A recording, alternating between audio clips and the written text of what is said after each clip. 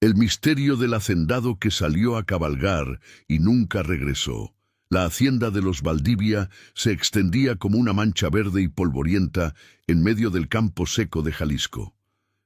Desde lejos, lo único que se alcanzaba a ver eran las siluetas de los mezquites recortadas contra el cielo, los techos de teja roja y una torre vieja, resto de una capilla donde ya casi nadie entraba a rezar. En esa tierra, el viento levantaba polvo en marzo y olor a tierra mojada en julio. El resto del año, lo que se respiraba era trabajo, calor y a veces miedo. Don Aurelio Valdivia era el dueño de todo aquello. Al menos eso decía él, dueño de la hacienda, del ganado, de los caballos, de las máquinas, del agua que corría por el canal de riego y, según algunos, hasta de las personas que trabajaban para él. Alto, de bigote grueso y sombrero de palma caro, era el tipo de hombre que no necesitaba alzar la voz para ser obedecido. Le bastaba una mirada. En la región, su nombre era sinónimo de respeto y de ciertas historias que se contaban en voz baja cuando los niños ya dormían.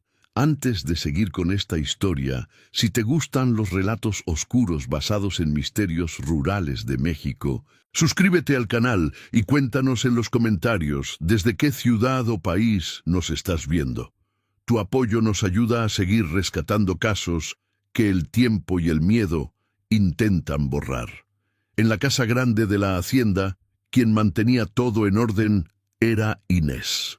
Tenía casi 50 años, pero el sol y el detergente le habían robado unos 10 más. Trabajaba allí desde los 15, primero como ayudante de cocina, luego como encargada de la limpieza de todos los cuartos donde dormía gente importante, hacendados, capataces, invitados de la ciudad, incluso políticos en tiempos de campaña. Inés conocía cada grieta en las paredes, cada tabla que crujía, cada secreto mal barrido debajo de la alfombra. Sabía cuándo había fiesta porque el olor a carne asada y tequila bueno inundaba el patio.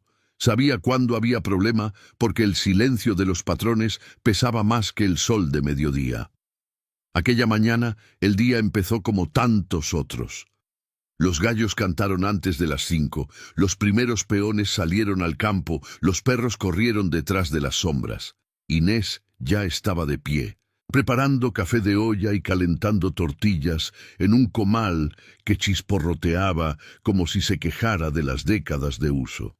«Inés, acuérdese de sacudir bien el despacho», pidió doña Matilde, esposa de don Aurelio, entrando en la cocina con cara de pocos amigos.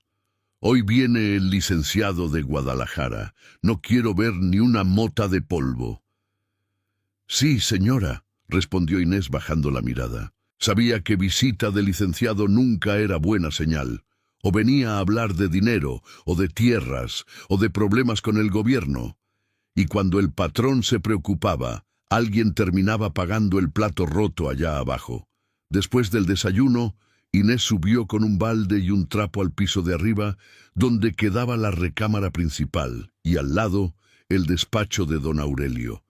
Era un cuarto amplio, con estanterías llenas de carpetas, un escritorio macizo de madera y una ventana que daba a los potreros. Mientras quitaba el polvo de los libros, escuchó pasos pesados en el pasillo. «Inés», llamó la voz de don Aurelio. «Cuando acabes ahí, ensilla a Relámpago. Hoy quiero salir a cabalgar temprano». Ella se volteó sorprendida. «¿Yo, patrón?», preguntó. «Eso siempre lo hace Jacinto». «Jacinto está en el potrero del sur», respondió él impaciente. «Tú sabes ensillar. Si no, ¿para qué llevas tantos años aquí?». Inés, que de hecho sabía ensillar caballos como pocos, solo asintió. «Sí, patrón».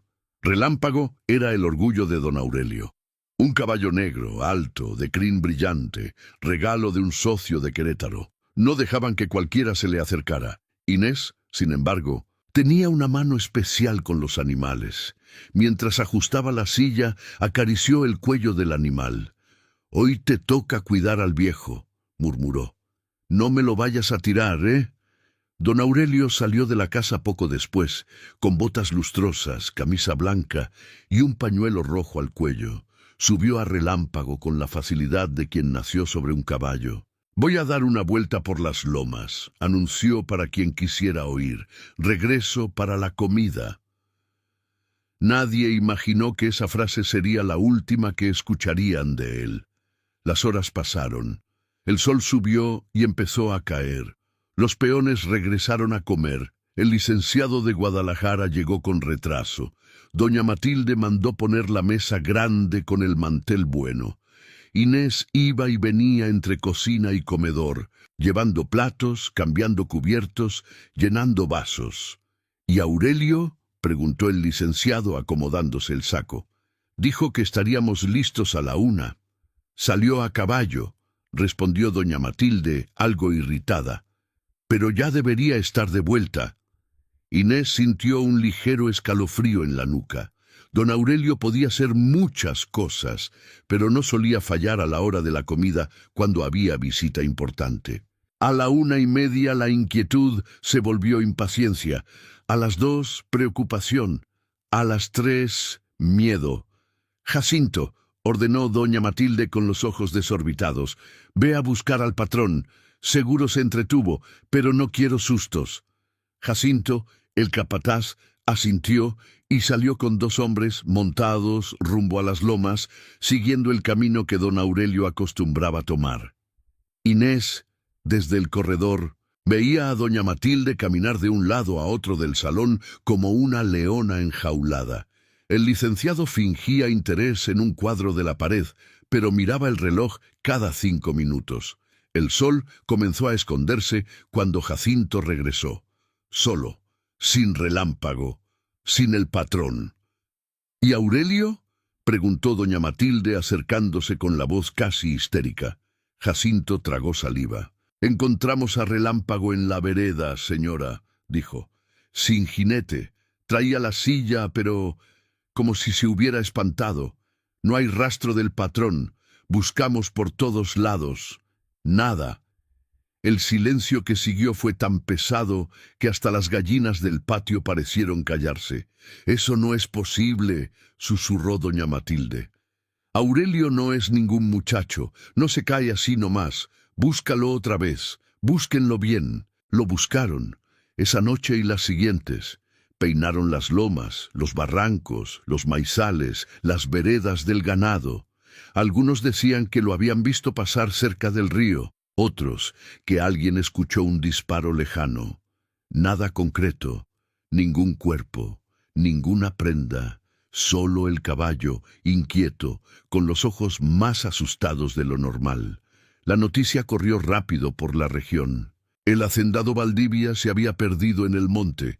En la plaza del pueblo más cercano, unos decían que lo habían secuestrado, otros que había huido con una amante. Algunos, más supersticiosos, aseguraban que la tierra se lo tragó por culpas viejas.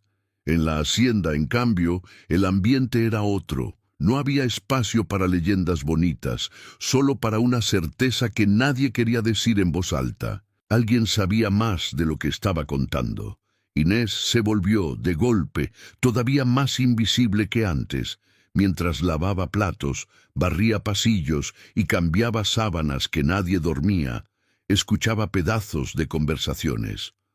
«La policía ya vino y no encontró nada», decía uno de los hermanos de don Aurelio. «Yo siempre le dije que no anduviera solo», comentaba otro. «Con la cantidad de tierras que trae en pleito, cualquiera quiere verlo muerto».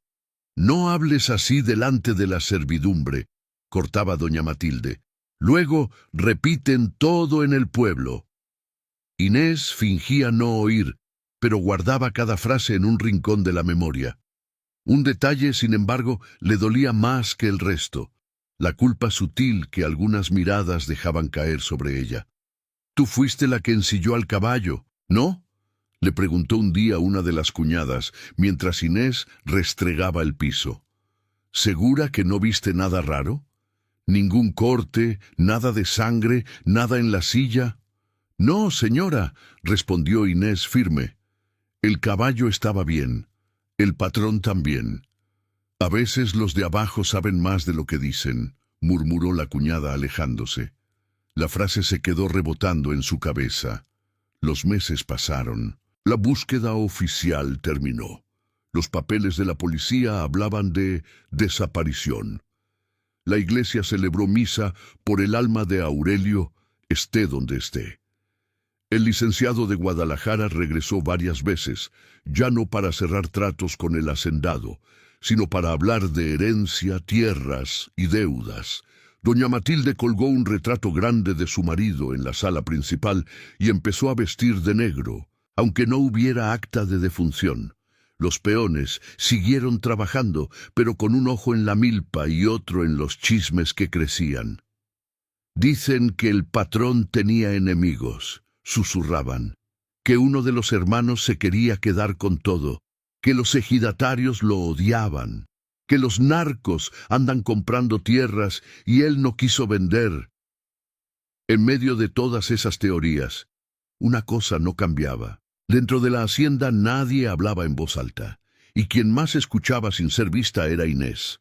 Una noche de enero, casi un año después de la desaparición, ella recogía vasos vacíos del salón cuando oyó desde el despacho la voz de doña Matilde y la del licenciado. «Usted me prometió que esto se iba a arreglar, licenciado», decía ella exasperada. «No puedo vivir eternamente en este limbo. Está muerto. Está vivo. ¿Dónde está?» Legalmente, mientras no haya cuerpo ni declaración judicial, no podemos declararlo muerto, explicó el licenciado con paciencia ensayada. Pero hay opciones, si usted quisiera apresurar ciertos trámites. Hubo un silencio cargado. Inés, pegada a la puerta entreabierta, apenas respiraba. ¿Opciones como cuáles?, preguntó doña Matilde desconfiada. «A veces aparecen nuevas pruebas», dijo él. «Una carta, un testamento, un documento que el difunto dejó preparado. En fin, cosas que ayudan a aclarar la voluntad del ausente». «Aurelio no dejó nada», cortó ella. «Yo lo sabría». «No siempre se lo cuentan todo a la esposa», replicó el licenciado con un veneno apenas disfrazado. Inés se apartó antes de ser descubierta. Pero aquella conversación plantó una semilla en su mente, una que tardaría años en germinar.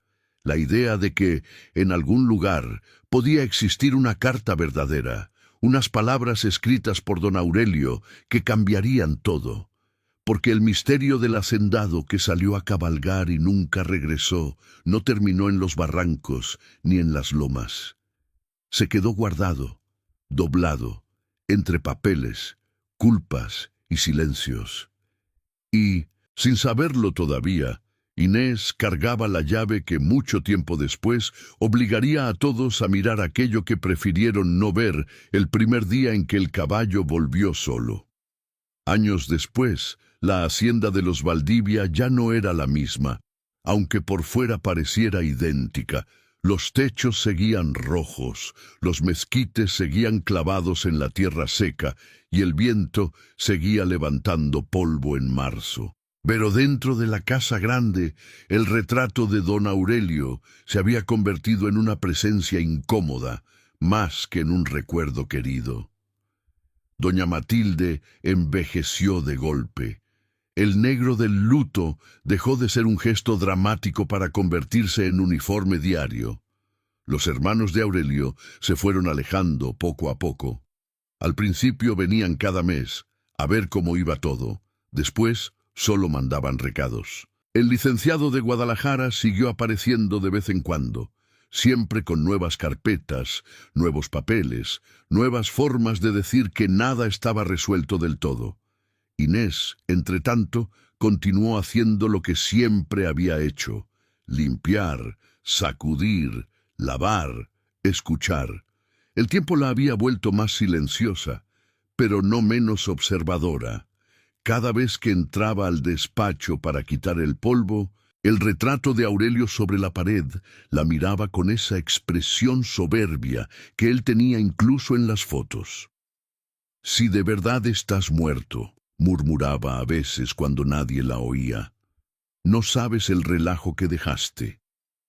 Laura, la hija de Inés, que había crecido en la hacienda correteando entre gallinas y corredores, ya era una mujer hecha y derecha.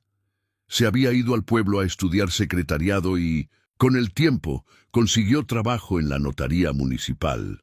Volvía los fines de semana a ver a la madre, llevarle pan dulce y contarle los chismes de la oficina. ¿Siguen hablando del patrón?, preguntó un sábado, sentada en la cocina, comiendo frijoles recién hechos. Menos que antes, respondió Inés.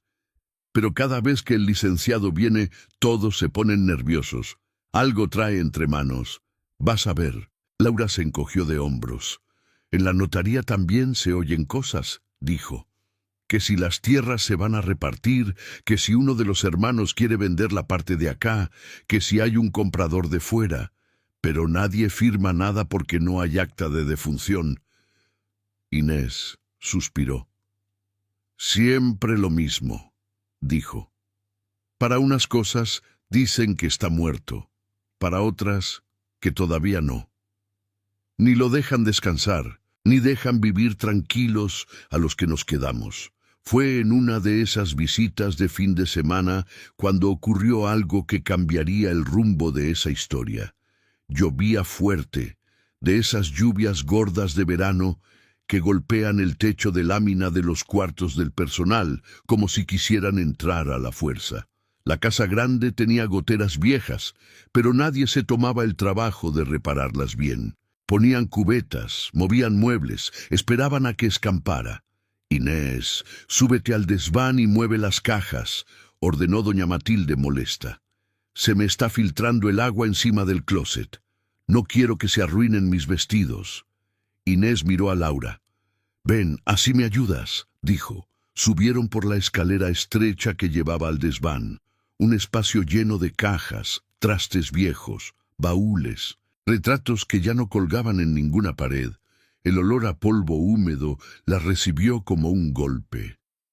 Ten cuidado donde pisas, advirtió Inés. Las tablas de allá al fondo están flojas. Mientras movían cajas para alejar los montones del chorro de agua que caía del techo, una de ellas se desfondó. Papeles amarillentos, amarrados con cordel, cayeron al suelo.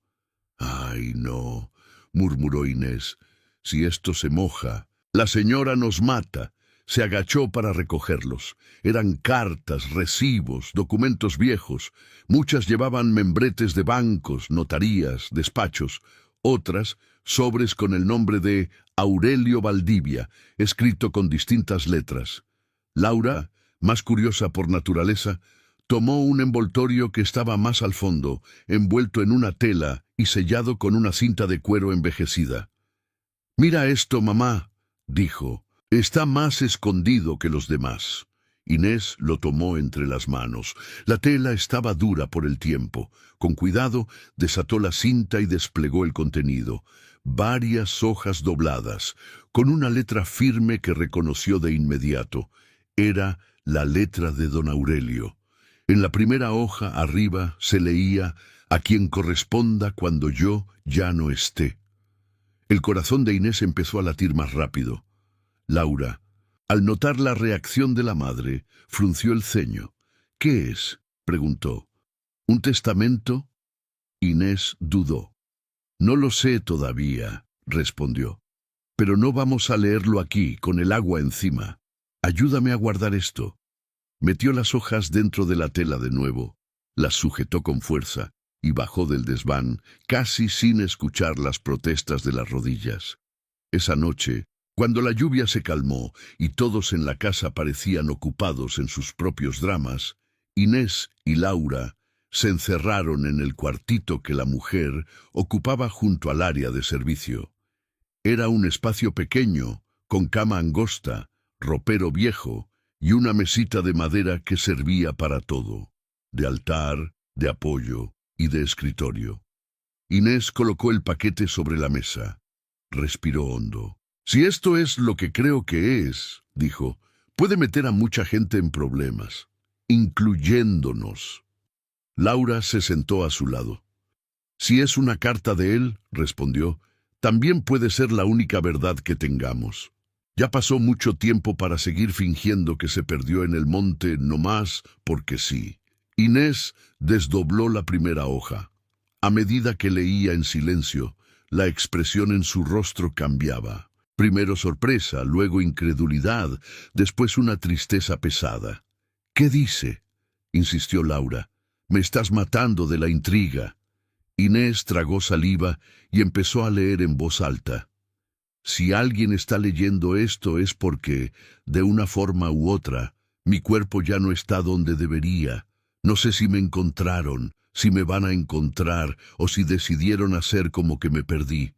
Pero yo sí sé la verdad. Y aunque no haya sido buen hombre en muchas cosas, no quiero irme del todo sin dejar por escrito lo que pasó». La carta continuaba en ese tono, con un Aurelio que pocas personas habrían imaginado. No el hacendado altanero, sino un hombre que por primera vez parecía consciente de sus propios pecados. Contaba que llevaba años metido en pleitos de tierras, que había hecho tratos con gente que no aparecía en ningún contrato y que, cierto día, esos tratos se torcieron. Hablaba de deudas, de amenazas veladas, de amigos que empezaron a aparecer armados en la hacienda con la excusa de protegerla. Y luego llegaba a ese día en particular. El día que salí a cabalgar, escribía, no era un paseo cualquiera. Me mandaron citar en las lomas, donde está el encino grande. Dijeron que era para cerrar un acuerdo. Yo sabía que no era buena idea ir solo, pero también sabía que, si iba con gente, las cosas podían ponerse peor. Le dije a Matilde que iba a dar la vuelta de siempre. No quise meterla en esto. A Inés le pedí que ensillara a Relámpago porque Jacinto ya andaba nervioso y no quería que preguntara de más.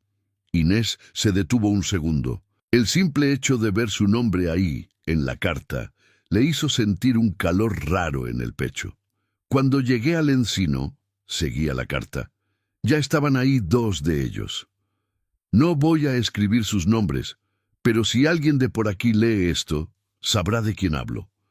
Uno es de mi propia sangre, el otro no, pero se convirtió en hermano cuando vio dinero de por medio. Me dijeron que las cosas habían cambiado, que ya no bastaba conceder una parte de las tierras para sus negocios, que necesitaban más, que los ejidatarios estaban siendo un problema y que yo ya estorbaba. A partir de ahí, la carta se volvía más oscura. Me dijeron que lo mejor para todos era que yo desapareciera un tiempo, que me fuera al norte o a Estados Unidos, que les dejara la hacienda mientras arreglaban las cosas. Me negué. Les dije que esta tierra llevaba el apellido Valdivia desde antes de que ellos supieran leer. Uno de ellos sacó la pistola. No sé si pensaba usarla ese día o solo asustarme. Lo único que sé es que Relámpago se espantó, me tiró, y en el suelo entendí que no iba a salir de ahí caminando. No sé cómo va a terminar esto, si me matan y me entierran en algún hoyo, si simulan un accidente, si arreglan con la policía. Pero sí sé que, pase lo que pase, van a decir que se me perdió el caballo y que fue mala suerte. Quizá hasta culpen a Inés por no haber asegurado bien la silla, o digan que fue el monte. Por eso escribo este papel y lo dejo donde solo alguien como ella o alguien de abajo pueda encontrarlo algún día, en el desván, entre las cajas que nadie revisa. Porque sé que los de arriba no suben a ensuciarse las manos con polvo viejo. En ese punto, la voz de Inés se quebró un poco. Laura le tomó la mano. «Sigue, mamá», dijo. «Ya llegamos hasta aquí. Si estás leyendo esto, Inés», continuaba la carta en un párrafo aparte, «quiero decirte algo que nunca dije en vida. Tú has sido más leal a esta casa que muchos de los que llevan mi sangre. Te vi aguantar gritos, humillaciones, injusticias. Te vi cuidar a mis hijos mejor que yo mismo. Y sé que alguna vez te falté al respeto con la mirada, con el tono, con el silencio. No te pido perdón porque sé que no lo merezco, pero sí te pido un favor, que no dejes que digan que me fui por gusto o que fue cosa del destino. Si algún día tienes en tus manos esto, haz con ello lo que tu conciencia te diga. Yo ya no voy a estar para ver las consecuencias. La última hoja era breve, solo una línea, como una especie de epitafio torcido. A veces, el verdadero castigo no es morir, sino obligar a los vivos a mirarse al espejo. Inés dejó caer la carta sobre la mesa. El cuarto parecía más pequeño, el aire más denso. Entonces, murmuró Laura, no fue un accidente, no fue que se perdió, fue un arreglo. Y alguien de la familia estuvo metido. Alguien que sigue vivo, completó Inés, y que lleva años viviendo como si nada, viniendo a esta casa, comiendo en esta mesa, hablando de Aurelio como si no supiera lo que pasó. El silencio se instaló unos segundos. «¿Qué vas a hacer con esto, mamá?», preguntó Laura mirando las hojas. «Si lo llevas a la policía, va a arder Troya. Si lo ocultas, todo sigue igual. Si se lo das a doña Matilde...» Inés pensó en la señora, en su luto eterno, en sus gritos, en sus silencios, en su forma de tratarla a lo largo de los años como si fuera parte del mobiliario. «Matilde merece saber», dijo, «aunque le rompa el último pedazo de corazón que le quede. Pero también sé que, si esta carta cae primero en manos equivocadas, la van a desaparecer como desaparecieron a su marido». Laura asintió, seria. «No confíes en el licenciado», advirtió. «Ese hombre se mueve siempre del lado del que paga mejor, y si uno de los hermanos está metido, seguro lo ha tenido de su lado todo este tiempo». «No voy a empezar por ellos», respondió Inés. «Voy a empezar por alguien que no tenga nada que ganar ni que perder más que la verdad». «¿Quién?», preguntó Laura. Inés se levantó, guardó la carta con cuidado en una bolsa de plástico para protegerla de la humedad. «El padre Ignacio», dijo. «No porque sea cura, sino porque ha visto morir a medio pueblo y sabe guardar secretos hasta que es hora de hablar. Si él me dice que estoy loca, guardo esto y lo quemo. Pero si me dice que aquí hay algo que se tiene que decir, entonces lo voy a decir, aunque me cueste el trabajo, la casa y lo que me quede de tranquilidad». Esa misma semana, aprovechando que doña Matilde había ido al pueblo a una consulta médica, Inés bajó con paso decidido por el camino de terracería que llevaba a la parroquia. Laura la acompañó. El padre Ignacio, hombre de pocas palabras y muchas arrugas, las recibió en la sacristía. Cuando vio el paquete de hojas, frunció el ceño. «¿Qué traen ahí?», preguntó. «Un muerto que no descansa», respondió Inés, «y unos vivos que no merecen dormir tan tranquilos». Le contó todo: el día del caballo, los años de silencio, la carta encontrada por casualidad. El cura escuchó sin interrumpir, apenas haciendo pequeños gestos con la cabeza. Al terminar, tomó las hojas, las leyó con calma, sin dramatismos. Cuando levantó la vista, sus ojos tenían un brillo diferente. «Esto no es prueba absoluta en un juzgado», dijo, «pero es una confesión, y pesa, aunque haya sido escrita para aliviar la conciencia de un hombre que hizo muchas cosas mal. También señala algo que todos hemos sospechado y nadie se había atrevido a decir». «¿Y ahora?», preguntó Laura. El padre Ignacio respiró hondo. «Ahora hay que decidir qué es más importante, la paz aparente o la verdad incómoda», dijo. «Yo, como cura, debería decir que la paz, pero como hombre que ha visto demasiadas injusticias tapadas en nombre de la tranquilidad, les digo que esta carta no llegó a sus manos por casualidad. Si Dios existe, tiene un sentido del tiempo muy retorcido pero preciso». Se quedó pensando unos segundos. «No la entreguen primero a la familia», aconsejó. «Llévenla a alguien que tenga la obligación legal de mover esto aunque no quiera, el Ministerio Público. Vayan acompañadas, no la suelten sin recibir copia. Y prepárense para lo que venga, porque esto va a mover más que polvo viejo. Inés sintió miedo, pero también una especie de alivio. Por fin, alguien estaba diciendo en voz alta lo que ella sentía por dentro, que aquel misterio nunca había sido solo obra del destino o de los caprichos del monte. De regreso a la hacienda esa noche, miró el retrato de Aurelio en la pared con otros ojos. Pues sí, patrón, murmuró en voz baja. Al final, ¿quién diría? La única que te va a hacer justicia es la mujer a la que pasaste la vida mandando a limpiar tu mugre. El caballo relámpago, ya viejo, pastaba en el potrero, ajeno a todo. Los hermanos de Aurelio dormían tranquilos en sus casas, ignorando que una carta olvidada en el desván estaba a punto de llamar sus nombres al centro de una historia que preferían mantener enterrada.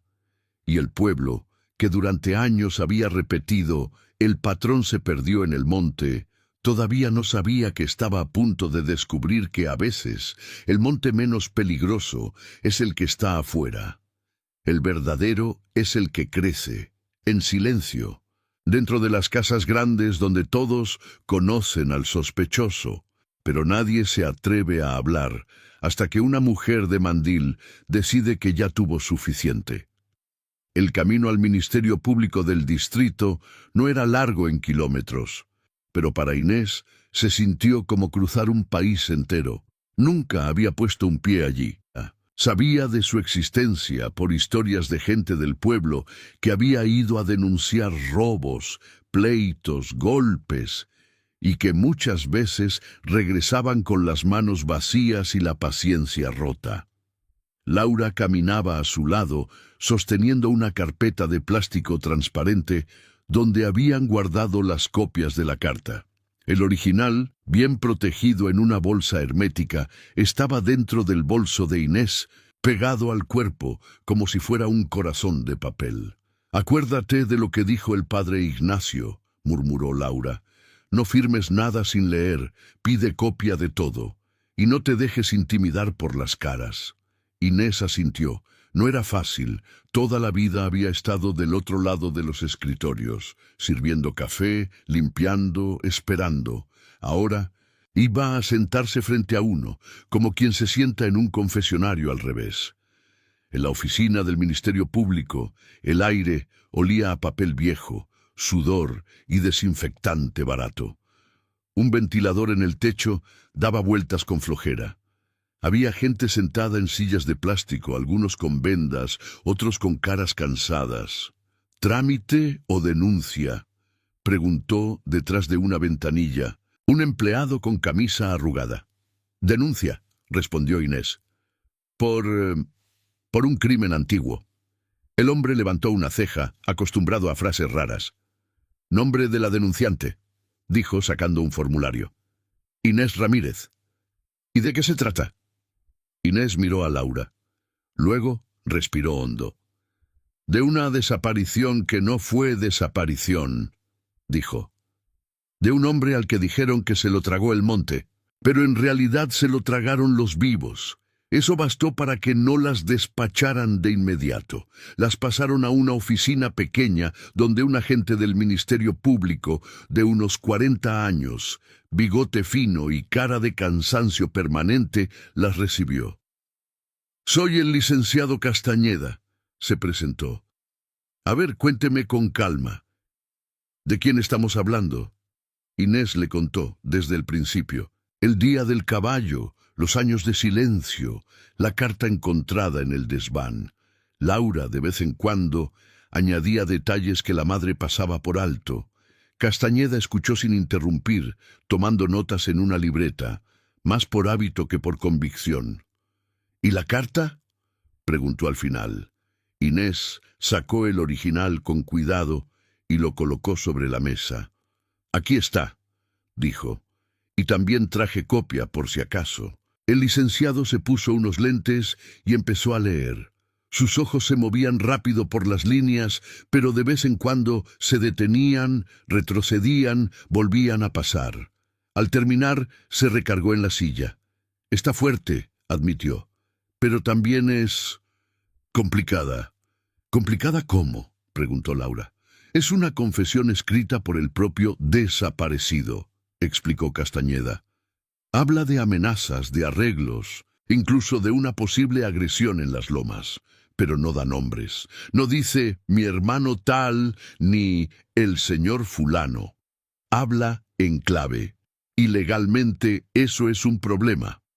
¿Un problema para quién?, preguntó Inés. Porque para mí el problema ha sido cargar con la versión de que un caballo se le fue durante 20 años. Y ahora que por fin tengo algo en la mano, me dice que es complicado. Castañeda levantó una mano tratando de calmarla. No digo que no sirva, aclaró. Sirve, mucho. Como indicio, como punto de partida.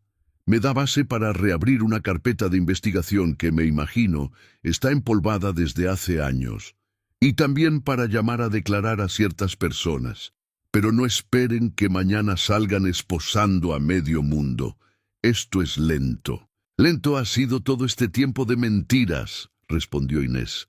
Yo ya sé que la justicia camina con bastón, pero si por lo menos da 3 pasos, ya será más de lo que ha hecho hasta ahora. El licenciado la miró con un poco más de respeto. Voy a registrar formalmente la denuncia, dijo, y a anexar la carta como documento aportado por usted. Se va a iniciar un acta complementaria a la carpeta original de desaparición de persona. Eso significa que vamos a citar a la familia, a los capataces que quedaran vivos, al licenciado ese de Guadalajara si sigue ejerciendo. Sigue, confirmó Laura.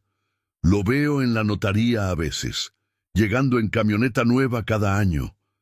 Castañeda anotó el dato. No les voy a mentir, añadió. Esto va a incomodar a gente con dinero. Y cuando se incomoda a gente con dinero, empiezan las llamadas, las presiones. Necesito saber si usted, señora Inés, está dispuesta a sostener lo que está diciendo, aun si la citan 20 veces, si le quieren hacer sentir que está loca, si le prometen cosas a cambio de callar. Inés no tardó en responder. He sostenido las casas de otros toda mi vida, dijo. Puedo sostener mi palabra también. La frase, simple, dejó un eco en la pequeña oficina. Ten cuidado, Inés, dijo en voz baja. Una cosa es limpiar pisos y otra meterse en asuntos que no puedes controlar. Hay gente a la que no le gusta que le revuelvan el pasado. A mí tampoco me gustó que me lo pusieran encima sin preguntarme, contestó ella. Pero aquí estamos. Durante unos segundos se midieron en silencio. Rogelio fue el primero en apartar la mirada. Estás vieja, soltó. Deberías estar pensando en descansar, no en hacerte la valiente. Nadie te va a hacer una estatua por esto. No quiero estatua, respondió Inés. Quiero poder mirar el retrato de su hermano sin sentir que también me está viendo la cobardía de todos. Rogelio apretó los labios, dio media vuelta y se fue, dejando atrás el olor a gasolina y a amenaza. Doña Matilde fue a buscar a Inés esa misma tarde. ¿Qué hiciste?, preguntó, entrando en su cuarto sin tocar. Rogelio vino hecho una furia. Dice que tú lo estás acusando a él. ¿Qué hiciste, mujer? Inés respiró hondo. Había llegado la hora. Encontré una carta de Aurelio, dijo, mirándola a los ojos. En el desván, escrita por él, con su letra. Ahí cuenta lo que pasó el día que salió a caballo. Dice que lo citaron, que lo amenazaron, que no fue accidente, y habla de alguien de su sangre que quería verlo fuera del camino. Los ojos de Matilde se abrieron de par en par. ¿Y tú te crees eso?, preguntó. Aurelio era un dramático, podría haber escrito cualquier cosa. Además, si fuera cierto, ¿por qué no me la dejó a mí? La pregunta dolió más de lo que Inés habría querido admitir. Tal vez porque sabía que, si caía primero en sus manos, usted la llevaría al licenciado, respondió. Y el licenciado la guardaría en el cajón donde se guardan todas las cosas que no conviene que se sepan. Matilde cambió de color. ¿Estás diciendo que yo...? Empezó. No estoy diciendo nada contra usted. la interrumpió Inés. Estoy diciendo que hay gente que ha usado su dolor para mover cosas a su favor, y que esa carta no puede quedarse solo en esta casa. Matilde se dejó caer en una silla. Yo siempre pensé que fue el monte, murmuró, que Dios me lo había quitado por algo. Si hubo algo más, si alguien de mi propia familia... Se calló, llevándose la mano al pecho. Inés se aproximó, por instinto. La verdad duele, dijo, pero duele menos que una mentira que dura 20 años. Yo ya no aguantaba más, y usted tampoco debería. Matilde, por un momento, dejó caer la máscara de señora altiva. Pareció simplemente una mujer cansada. ¿Y ahora qué va a pasar?, preguntó casi en un susurro. Van a venir a llevarse a alguien preso. Van a desenterrar huesos. Van a arruinar el apellido Valdivia. Lo que pase ya no está en mis manos, respondió Inés. Yo solo abrí la puerta que estaba cerrada con llave. Si de ese cuarto salen fantasmas, que cada uno se haga cargo del suyo. El Ministerio Público, empujado por la carta y por la insistencia de Inés, reabrió la carpeta. El fiscal Castañeda citó a declarar a Rogelio y a otro de los hermanos que aún vivía. También al viejo capataz Jacinto, al licenciado de Guadalajara y a algunos peones de la época que todavía estaban en la región. Jacinto, cansado, con el cabello ya completamente blanco, fue el primero en quebrarse. «Yo no maté a nadie», dijo, con la voz temblorosa, «pero sí supe cosas y me las callé. El día que se perdió el patrón, uno de los hermanos llegó sudado, con la ropa sucia, diciendo que lo había estado buscando. Pero el caballo lo traía sin barro en las botas, no cuadraba. Y con los años vi cómo se arreglaban las cuentas, cómo se vendían pedazos de tierra como si Aurelio ya no existiera». El licenciado, confrontado con la carta, intentó minimizarla. «Era un hombre exagerado», dijo. «Yo solo seguí instrucciones de la familia. Nunca supe de amenazas ni de tratos con gente peligrosa. Pero los movimientos bancarios, cruzados con los tiempos de la desaparición, contaban otra cosa.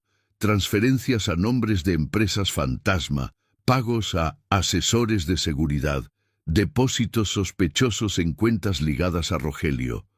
No fue un caso fácil. Los años habían borrado rastros físicos, testigos, memorias. Pero la carta, insistente como un dedo en la llaga, obligaba a mirar donde nadie quería. Al final no hubo una condena por homicidio directo. La falta de cuerpo y de pruebas materiales lo impedía. Pero sí se logró algo que, para un sistema acostumbrado a la impunidad, ya era mucho. Un juez reconoció que la desaparición de don Aurelio no había sido fortuita, sino resultado de acciones coordinadas para sacarlo del control de sus bienes. Rogelio fue sentenciado por fraude, asociación delictuosa y falsificación de documentos relacionados con la hacienda. No pisó la cárcel tanto tiempo como muchos habrían querido, pero por primera vez tuvo que abandonar la casa grande por la puerta trasera, sin escolta, sin aplausos, sin el apellido brillando. La hacienda, entre juicios, deudas y ventas forzadas, terminó repartida. Una parte pasó a manos de Matilde, otra a manos de ejidatarios que llevaban generaciones peleando por esas tierras.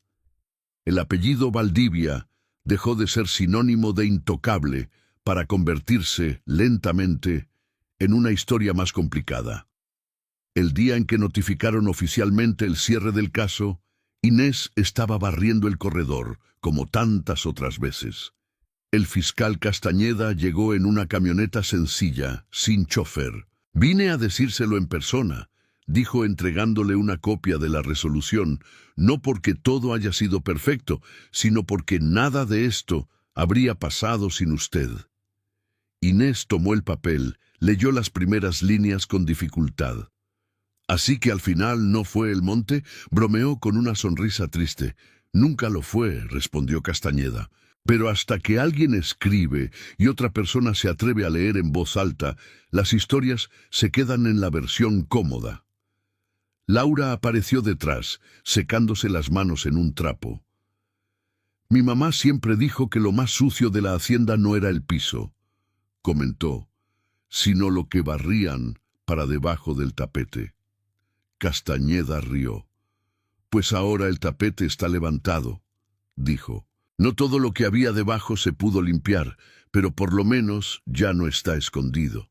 Cuando se fue, Inés se quedó un rato frente al retrato de Aurelio. Algo en su expresión, antes siempre altiva, ahora le parecía diferente. Quizá era ella, que ya lo veía con otros ojos. Ahí está, patrón, murmuró.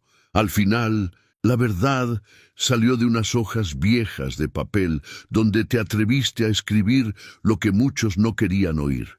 No fuiste santo, pero tampoco te merecías que te borraran así. Matilde, que había escuchado desde la puerta, se aproximó. Nunca pensé que iba a decir esto, Inés, confesó, pero gracias. Si hubiera sabido antes, quizá, no sé. Pero al menos ahora ya no me voy a dormir pensando que el monte se tragó a mi marido por capricho.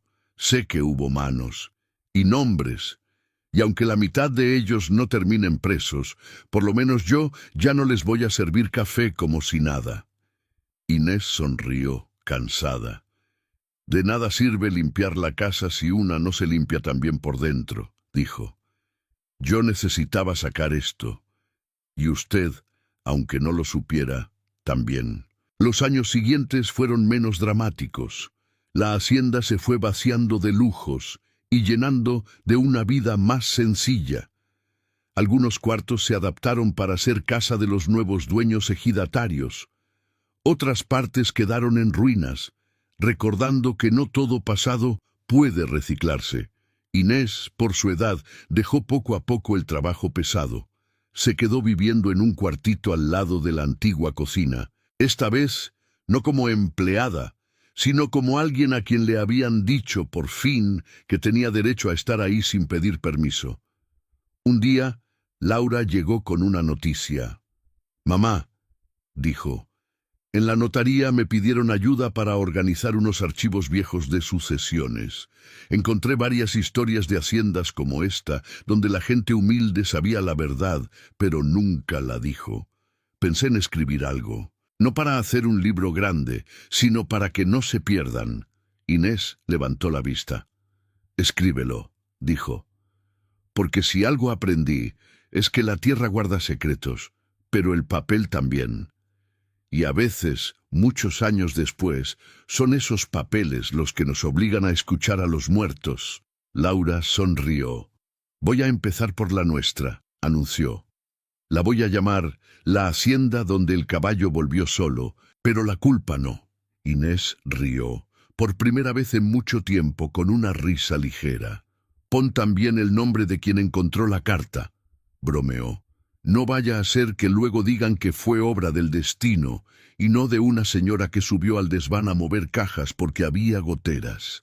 Esa noche, antes de dormir, Inés sacó de una caja de lata la bolsa hermética donde guardaba el original de la carta de Aurelio. Había decidido no entregarla a nadie más. Las copias estaban en el expediente. La justicia, o lo que se podía llamar así, ya había seguido su curso. Abrió la bolsa, acarició el papel con los dedos ásperos. «Cumplí, Aurelio», susurró.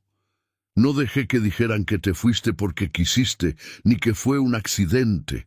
Ahora, si de verdad hay algo después de esto, ya podrás hacer las paces con tus muertos. Yo por mi parte voy a hacerlas con mis vivos». Dobló la carta con cuidado y la devolvió a su escondite. Apagó la vela. Afuera, los mezquites seguían clavados en la tierra. El viento seguía levantando polvo, y alguna que otra historia seguía contándose en voz baja en las cocinas del pueblo. Pero en esa casa, al menos, un misterio viejo había encontrado nombre y apellido. Y había sido gracias a esa figura que todos estaban acostumbrados a ver inclinarse para limpiar el piso. la mujer que un día decidió que ya no iba a inclinar la cabeza ante las mentiras. Ese fue el verdadero final del hacendado que salió a cabalgar y nunca regresó. No un fantasma perdido en las lomas, sino una verdad escrita, escondida y con los años, revelada por la única persona a la que nadie había querido escuchar, hasta que ya no pudieron seguir haciéndola callar. Con el paso del tiempo, la historia de la hacienda Valdivia dejó de ser un susurro de miedo y se volvió una anécdota con nombre y enseñanza. No porque todos se hubieran vuelto justos de repente, sino porque al menos ya nadie podía decir con cara tranquila que el patrón se perdió en el monte sin que alguien en algún rincón levantara la ceja. Inés envejeció en esa casa, pero ya no con la sensación de estar siempre de paso. Los nuevos dueños, los ejidatarios que habían peleado por esas tierras, y los hijos de Matilde, más humildes después del escándalo, entendieron que ella era parte del lugar tanto como las vigas del techo o los mezquites del patio. Un mediodía, durante una comida sencilla bajo la sombra de un árbol, uno de los muchachos que ayudaba en los potreros se acercó con timidez. «Doña Inés», dijo, «¿es cierto lo que dicen? ¿Que usted fue la que descubrió la carta esa del patrón?» Ella, que estaba repartiendo tortillas, sonrió de lado. «Yo no descubrí nada mágico», respondió. «Solo hice lo que me tocaba. Vi algo que otros no querían ver y no me hice la ciega». El muchacho insistió. «Mi abuelo dice que, si no fuera por usted, Rogelio seguiría mandando aquí como si nada». Inés se encogió de hombros. «Si no hubiera sido yo, algún día habría sido otra persona», dijo. «Lo importante no es quién agarra la escoba, sino que alguien se anime a levantar el polvo». Laura, que estaba sentada a su lado, rió. «Mi mamá siempre habla bonito, pero ella sabe que no fue cualquier cosa», comentó. «Aquí todo el mundo estaba acostumbrado a que los patrones decidieran qué era verdad y qué no, hasta que la que limpiaba el despacho decidió que la verdad también le pertenecía. Los años siguieron avanzando. El cuerpo de Inés empezó a cobrar, a plazos, todas las décadas de trabajo duro. Le dolían las espaldas, las rodillas se quejaban, las manos se volvían más lentas.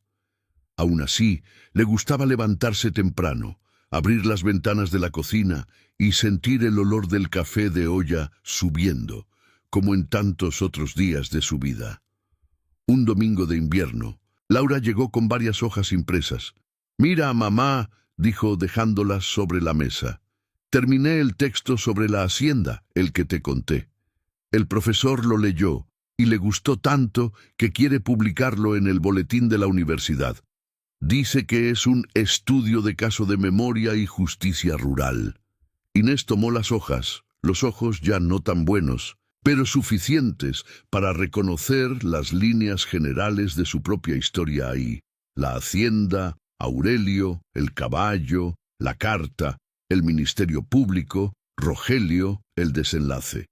Había, sin embargo, algo más, la perspectiva de Laura, que hablaba de todo aquello no solo como hija, sino como alguien que había aprendido a ver las estructuras detrás de los rostros. «¿Te gusta?», preguntó Laura, casi como una niña pequeña pidiendo aprobación. Inés asintió. «Me gusta que no me pintes como santa ni como mártir», dijo. «Solo como lo que fui, una mujer que se cansó de que la usaran de trapeador y decidió sacudir también las paredes». Laura sonrió. «Así es como yo te veo», respondió. «¿Y sabes qué más? Allá en la universidad hay gente que nunca ha puesto un pie en un rancho, pero cuando lee estas historias, empieza a entender que la corrupción no es solo cosa de políticos de traje. También pasa en una silla de montar mal contada, en una firma de notaría, en un silencio impuesto». Inés dobló las hojas con cuidado, como si fueran algo precioso. «Guardaré esto con la carta», dijo, «para que cuando yo ya no esté aquí, tengan las dos versiones. la de quien escribió la culpa y la de quien escribió lo que hizo con ella. Los inviernos se fueron volviendo más fríos para Inés. Un año agarró una gripe que tardó en irse. El médico del pueblo recomendó reposo, tés y pocas emociones. Ella rió. «Pocas emociones ya tuve demasiadas», respondió. «Lo que me mantuvo viva hasta aquí fue precisamente no tragar más de lo que debía». En una madrugada especialmente silenciosa, despertó antes del amanecer como siempre, pero esta vez sin fuerzas para levantarse. Sintió el cuerpo pesado, el pecho cansado. A su lado, Laura, que había dormido allí por precaución, se despertó con el sonido de la tos. «Mamá», llamó, «¿te llevo al doctor?» Inés negó con la cabeza. «No hace falta», susurró. «Ya lo he visto demasiadas veces como para no saber cuándo puede hacer algo y cuándo no». Laura le tomó la mano. «No digas eso». Inés la miró con ternura. «No tengas miedo», dijo. «He vivido más de lo que pensé cuando empecé a trabajar en esta casa. Vi injusticias, sí, pero también vi cómo de vez en cuando alguien se anima a enderezar aunque sea una esquina. Eso me alcanza». Laura lloró, pero intentó sonreír. «¿Te arrepientes de algo?», preguntó. Inés pensó un instante. «De no haberme defendido antes», dijo. «De haber creído tantos años que mi lugar era callar. Pero también entiendo que cada cosa llega en su momento. La carta apareció cuando tenía que aparecer. Yo hablé cuando ya no podía seguir tragando. Y tú...» Apretó la mano de su hija. «Tú vas a hablar antes. Vas a hablar por ti y por otros. Eso es lo que cambia las historias. Un poco después, el cansancio ganó». Inés se quedó dormida tranquila, como quien por fin deja el balde y el trapo en el rincón después del último turno. Cuando la noticia de su muerte corrió por el pueblo, no hubo titulares, ni procesos, ni discursos oficiales. Hubo, sin embargo, algo raro. Gente sencilla y gente de apellido sentadas en el mismo banco de la iglesia, reconociendo en voz baja que aquella mujer de mandil había dejado una huella más grande que muchos dueños de tierra. En el epitafio simple que colocaron en el pequeño cementerio local, Laura convenció al albañil de escribir algo distinto de los «descanse en paz» de siempre. «Aquí descansa Inés Ramírez, que limpió casas y una historia».